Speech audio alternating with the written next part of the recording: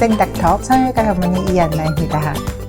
항몰루드 수술의 가장 큰 특징이 재발할 수 있다고 하는 겁니다. 보통 수술들은 이제 수술이 끝나고 나면 되게 그냥 그대로 갈 거라 생각을 하는데, 항몰루드는 재발이 가장 흔히 나타나고 가장 염려해야 되는 수순이세요. 그럼 도대체 왜 재발이 되는 거예요? 라고 하면 우리 몸은 이게 애써서 한 성형수술인지 전혀 몰라요. 그냥 다쳤다고 생각하는 거예요. 20만 년 동안 살아오면서 우리가 뭐한테 어디에 다치든, 뭐 다리를 다치든, 뭐 몸을 다치든, 뭐 멧돼지한테 다치든, 나무에서 떨어져서 다치든, 우리 몸은 어떻게 해서든지 최선을 다해서 기존의 모습을 복원하려고 해요. 모든 노력을 다해서.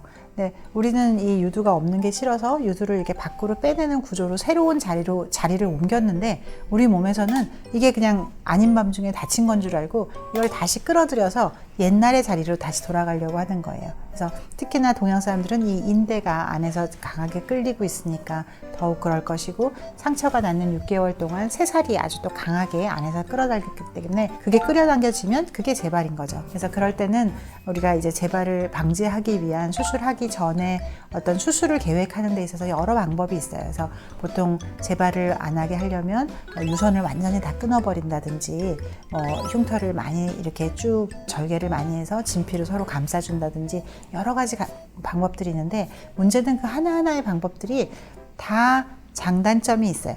유선을 너무 많이 자르면 어쨌든 내 조직을 이제 해친 거니까, 저는 이제 아기도 다 낳았고 내가 지금 이제 55세인데 유선관 같은 거는 다 잘라도 괜찮아요, 저는 재발 안 되는 게 더 좋겠어요 라고 생각할 수도 있지만, 우리 인체는 본래 내가 타고난 어떤 그 기본 구조를 유지할 수 있다면 그것이 가장 좋은 상태입니다. 그래서 어떻게 해서든지 유선은 최대한 보존할 수 있는 한 최대한 좀 보존해주고, 아까 안에서 끌어당기고 있는 인대는 좀 정확하게 그 인대만 좀 끊어주고, 진피를 많이 절개해서 그걸 이렇게 휘감아주면 또 훨씬 좋지 않을까 생각하지만, 그렇게 하게 되면 안에 많은 부분이 상처가 되고 또 그만큼 흉터가 남잖아요.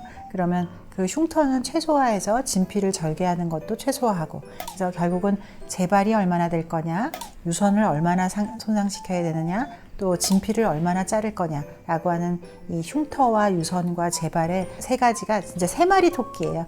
우리가 두 마리 토끼를 잡기도 힘든데, 세 마리 토끼를 어떻게 하면 적정점을 잡아서 유선은 적게 손상시키고 흉터도 적게 남고 재발도 적게 하고 하는 그 적정점을 이렇게 찾는 거다라고 생각하시면 정확할 것 같습니다.